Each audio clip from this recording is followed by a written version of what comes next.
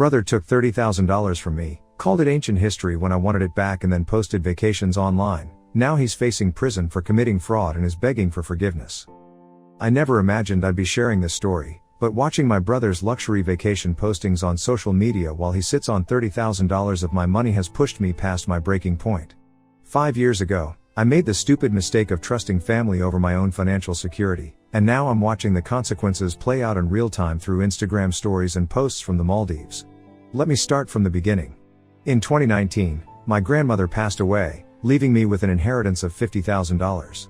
I had been saving for years, and this money was finally going to make my dream of homeownership possible. The housing market in our area was just starting to heat up, and I had my eye on several promising properties. I'd done everything right, maintained excellent credit, saved diligently, and researched first-time homebuyer programs. This inheritance was the final piece I needed to make it happen. Then in March, my brother James showed up at my door in tears. We'd always been close growing up, though we'd drifted apart somewhat in adulthood as our lives took different paths. I went the traditional route: college, steady job, careful planning. James was always more of a risk taker, starting his own business right out of high school and living what seemed like a charmed life when things went well. That evening, the charm had clearly worn off. His business was failing due to a combination of poor management and an economic downturn. He was 3 months behind on his mortgage, his credit cards were maxed out, and his wife Sarah was threatening to leave him if he couldn't get their finances under control. They had 2 kids, my niece and nephew, who were 10 and 8 at the time. The thought of them potentially losing their home or having their family torn apart broke my heart. James had always been my parents' favorite, the entrepreneurial spirit who was going to make it big someday. They'd invested in his various ventures over the years, but they'd taken significant losses during the recession and couldn't help this time. I was his last hope, he said. He needed $30,000 to save his business and home, and he swore he'd pay me back within a year, with 8% interest. I was hesitant, but James was persistent.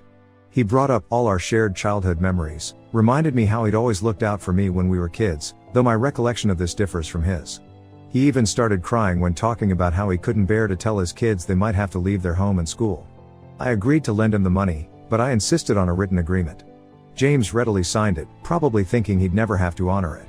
The agreement specified the loan amount, interest rate, and a 1-year repayment timeline. I even had it notarized, which James laughed off as me being overly cautious. The first few months, James was full of optimistic updates about how his business was turning around. Then the updates became less frequent, and the tone changed. When I brought up repayment as the 1-year mark approached, the excuses began. His business was still recovering. His son needed emergency dental work. His wife's car broke down. Each excuse seemed legitimate on its own, but they started piling up suspiciously. By year 2, I was getting frustrated.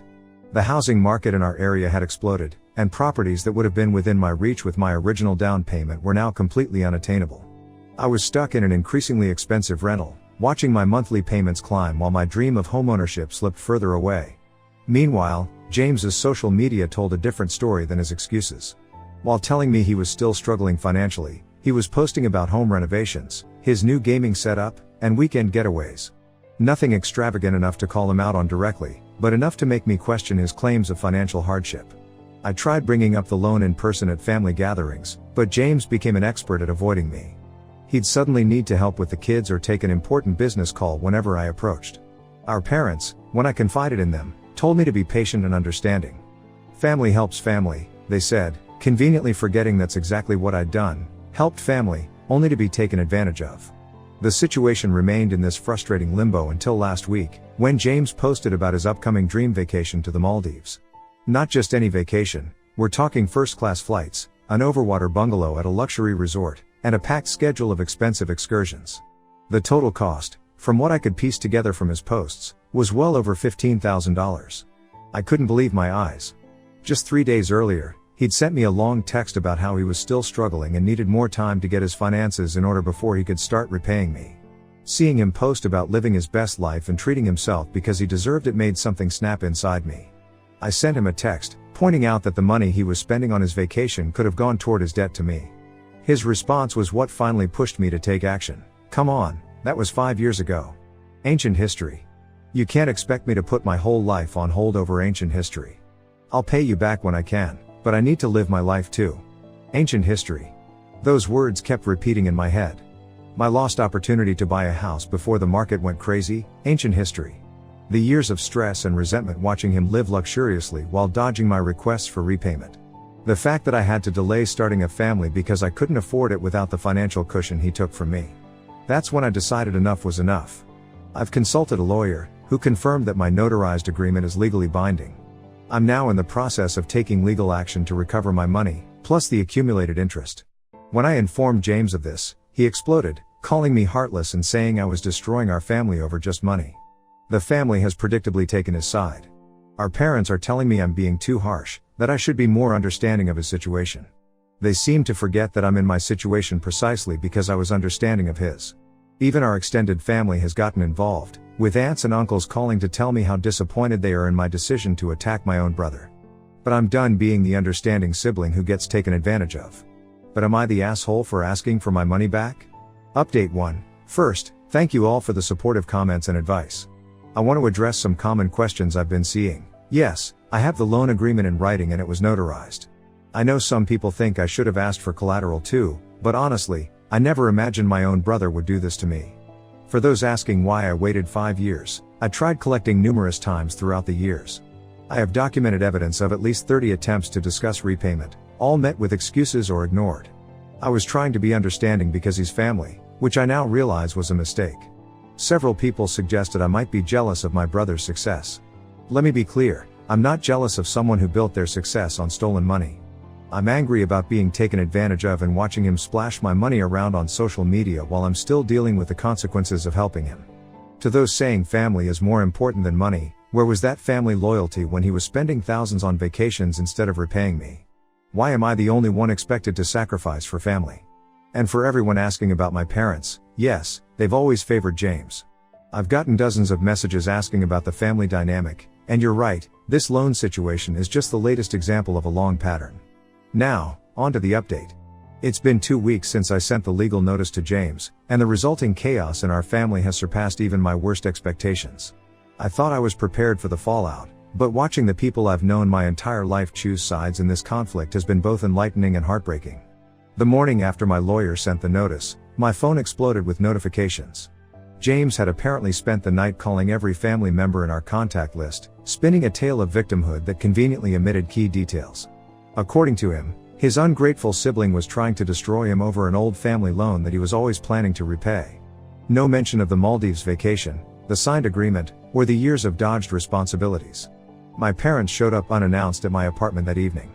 Mom was in tears, and Dad had that disappointed look I remembered from childhood, the one that used to make me cave instantly.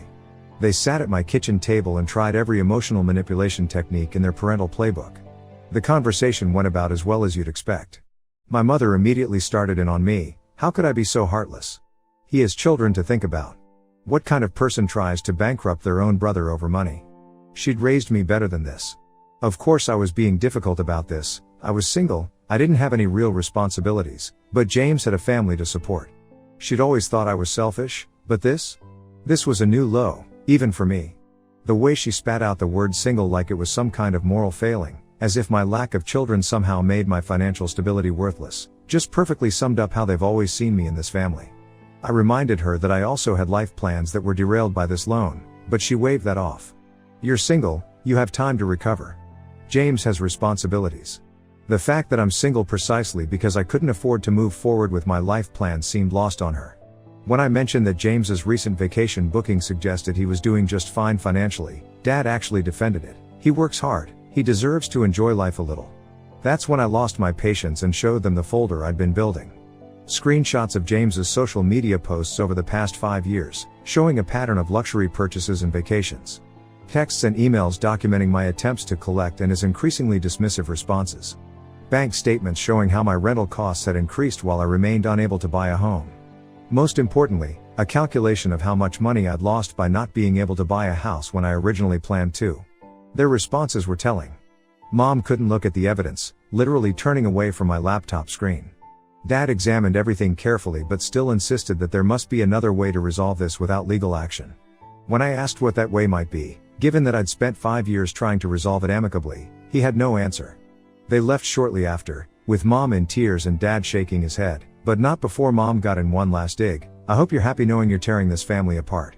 When you're old and alone, remember this moment. Remember how you chose money over family. Rich coming from them, considering they'd had no problem watching me struggle financially for years while praising James for his business acumen built on my stolen money. Things got even worse when my sister-in-law Sarah started harassing me. She called me repeatedly, leaving increasingly hostile voicemails about how I was trying to destroy her family. "How dare you do this to us?" she screamed in one message. "Do you know how this is affecting our children? Their uncle is trying to bankrupt their parents over ancient history." When I didn't respond to her calls, she started texting me long paragraphs about how selfish and heartless I was. According to her, I was just jealous of their success and trying to tear them down because I couldn't stand to see them happy. She even had the audacity to suggest that I should be grateful they were finally living their best life because it meant they'd be able to pay me back eventually. "You're just bitter because you're still renting while we own our house," she wrote. "Maybe if you worked as hard as James instead of trying to leech off his success, you'd be able to afford your own home." Her messages pushed me to dig deeper into James's business finances, which I'd previously avoided out of respect for their privacy. What I found was infuriating. His business had actually recovered well after the initial crisis, the one that had prompted the loan. By the end of the first year, he was turning a healthy profit. By year 3, he'd expanded to a second location. All while telling me he was still struggling to make ends meet. And there was Sarah, living off the profits of my stolen money while having the nerve to call me a leech. The most vindictive part of me wanted to post all of this evidence on social media, especially under his vacation photos. But my lawyer advised against it, saying it could potentially complicate the legal proceedings.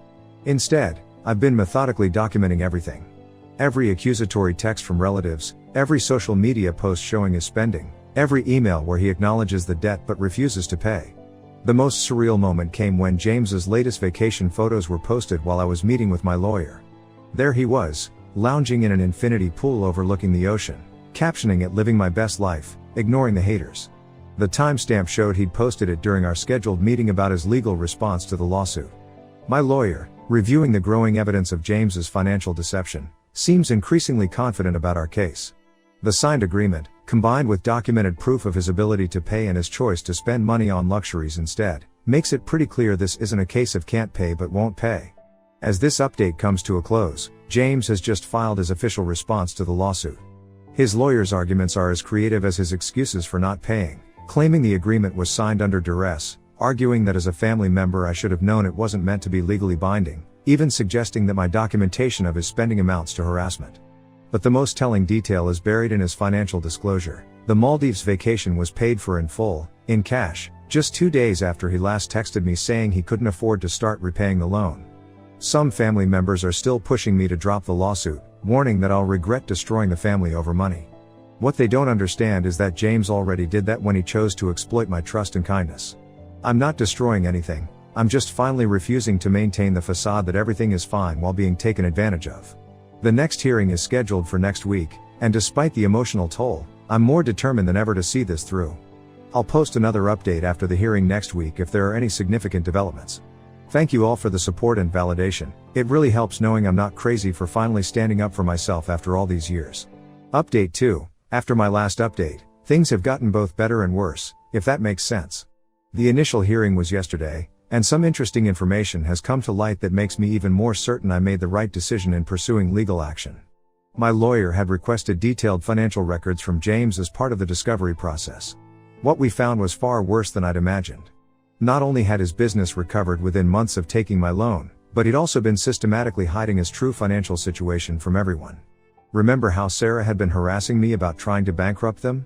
Turns out James has been lying to her too about their finances, but in the opposite direction from how he was lying to me. To me, he's been claiming poverty and hardship.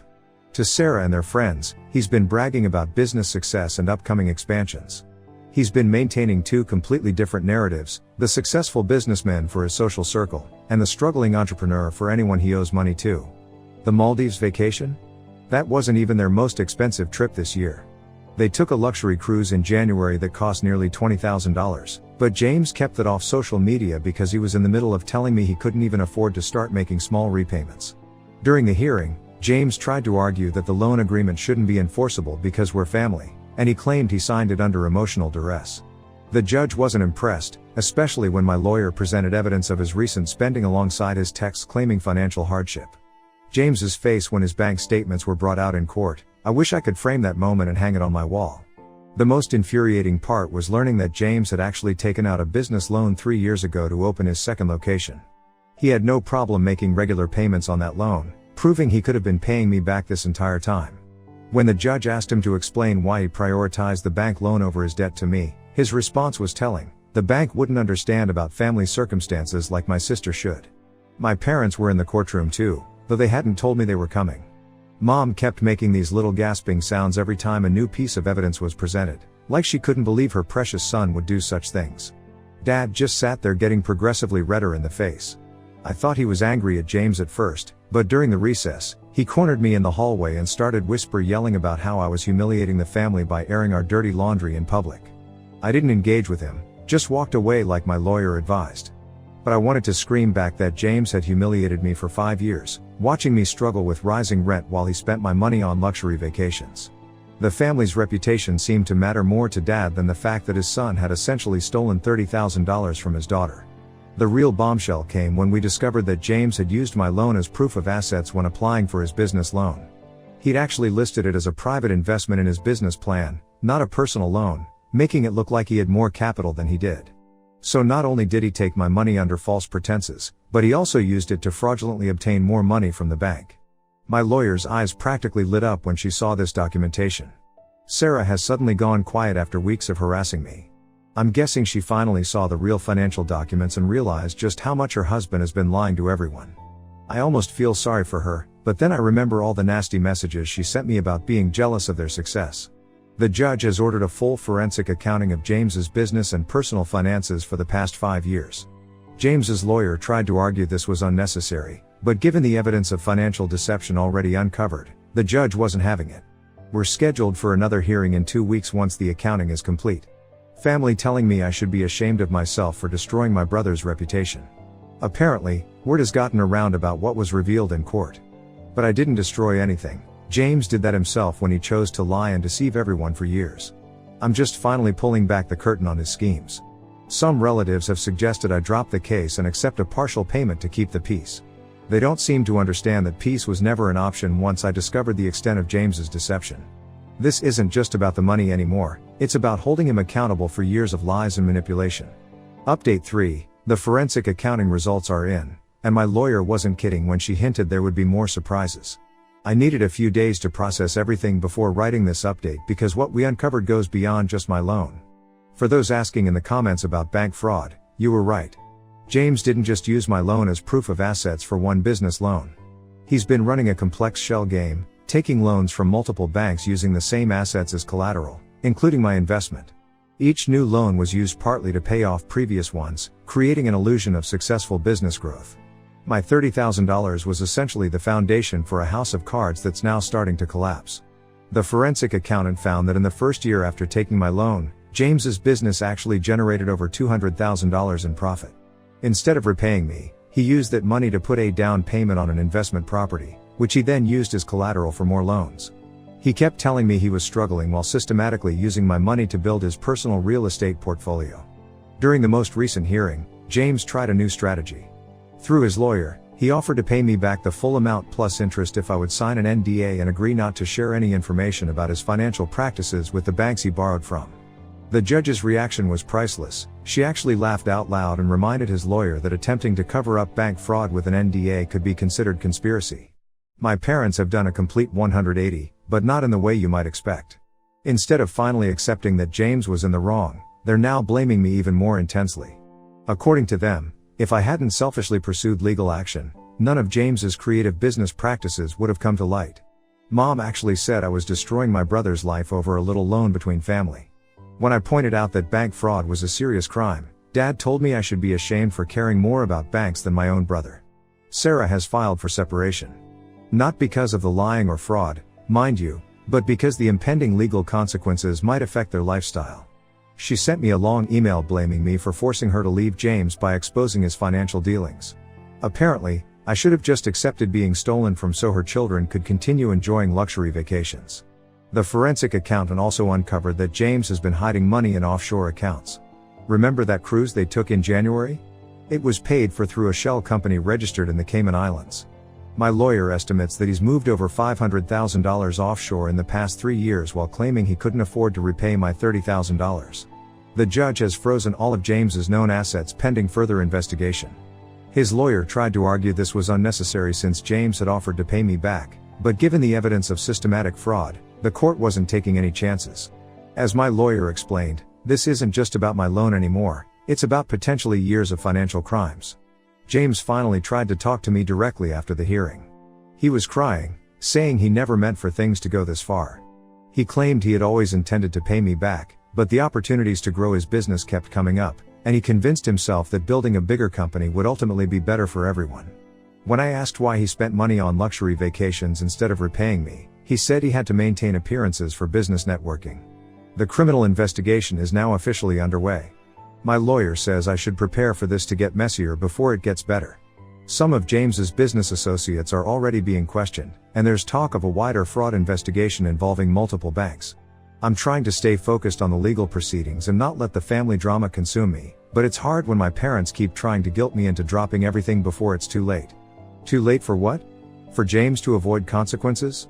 For the truth about his business practices to stay hidden? My lawyer has advised me not to post any more specific details about the ongoing investigation, so my next update might take a while. I just want to thank everyone for their support and advice. For those asking, yes, I'm in therapy, and it's helping me process all of this. And no, I don't regret pursuing legal action. If anything, finding out the true extent of James's deception has only confirmed I made the right choice. Update 4, final update. It's been almost 2 years since my last update, and I can finally share what happened. A lot has changed in this time, and I've waited until everything was fully settled legally before posting this final update. The criminal investigation into James's financial dealings revealed even more than the forensic accounting had shown. Over the past 5 years, he had taken out multiple loans using the same collateral, created fake business documentation, and misrepresented his assets to several banks. My $30,000 loan was just the tip of the iceberg. He had been running what essentially amounted to a Ponzi scheme, using new loans to pay off old ones while pocketing the difference. James ended up accepting a plea deal. He's facing 2 years in prison with the possibility of early release, plus hefty fines and restitution payments to various banks. The judge ordered him to liquidate his assets to pay back his debts, including my loan. I've finally received my $30,000 back, plus the accumulated interest and legal fees. My parents have had a complete breakdown over this. Mom hasn't stopped crying since the sentencing, and Dad hasn't spoken to me in weeks. They're selling their house to help pay for James's legal fees and moving into a smaller place. Every time I think about how they're sacrificing their retirement to clean up James's mess while still defending his actions, I feel a mixture of sadness and frustration. Sarah finalized her divorce from James last month. She's been telling everyone who'll listen that she had no idea about his financial dealings and that she's the real victim here. Considering she was happily spending money on luxury vacations while harassing me about wanting my loan repaid, I find that hard to believe. She's moved in with her parents and is trying to maintain the lifestyle she's used to by demanding excessive alimony, despite the fact that most of James's assets are being seized to pay his debts. James tried one last manipulation attempt before reporting to prison. He sent me a letter, playing the repentant brother, probably on advice from his lawyer to try for a more lenient sentence. It was full of the same old tactics, reminiscing about childhood memories that never happened, making excuses about feeling pressure to succeed, and claiming he always intended to pay me back. Even facing prison time, he couldn't help but try to make himself the victim. He ended the letter asking me to speak at his sentencing about his good character and how this was just a misunderstanding between siblings. I didn't respond. After everything he'd done, he was still trying to use family ties to escape consequences. Some people in my life suggested he might have changed, that prison was making him reflect on his actions. But I know better. Manipulators don't change, they just adapt their tactics to their current situation. I've used the repaid money to make a down payment on a house. The market is still expensive, but at least I'm finally getting out of the rental cycle. It's not the house I could have bought 5 years ago, but it's mine, and I earned it honestly. Some people have suggested I should feel guilty about James going to prison, but I don't. He had countless opportunities to make things right over the years. He chose to continue lying and defrauding people instead. The consequences he's facing now are the result of his own choices, not my decision to stop enabling him. As for my parents, I'm giving them space to process everything. Maybe someday they'll understand that by holding James accountable, I did what they should have done years ago. Maybe they won't. I've made peace with either outcome. My lawyer tells me there might be more legal proceedings as the banks pursue civil cases against James, but I won't be posting any more updates. This chapter of my life is finally closed, and I'm ready to move forward. So I won't be responding to comments or messages anymore. Thank you to everyone who supported me through this journey. Your encouragement helped me stay strong when my own family was trying to make me doubt myself.